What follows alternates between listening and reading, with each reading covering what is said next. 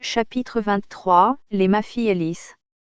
De la multitude des Athéniens émergèrent d'autres individus plus avancés que les autres, mais à trois différences près de l'Athénien atypique, la limite de ce qu'ils cherchèrent à comprendre, le choix qu'ils feront et le rôle qu'ils décideront de tenir.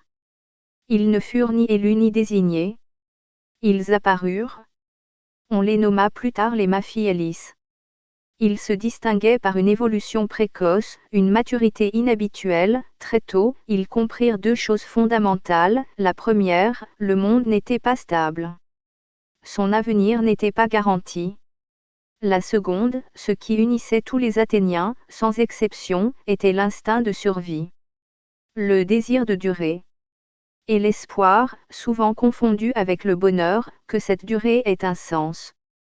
De là naquit leur conviction, le monde pouvait être modelé. Mais face à la lenteur, au chaos, à l'immobilisme de la majorité, leur patience s'épuisa.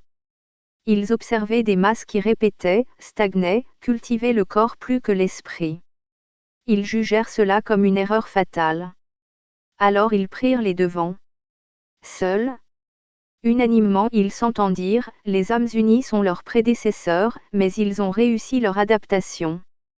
Ils vivent pleinement leurs instincts. Il faut les observer, les comprendre, apprendre d'eux. Ils ne resteront pas au sommet de l'évolution sans assimiler ce que les âmes unies ont compris, chacun dans son domaine et à sa manière. Il faut en tirer les leçons, établir les corrélations, et être à la hauteur de la position qu'il occupe.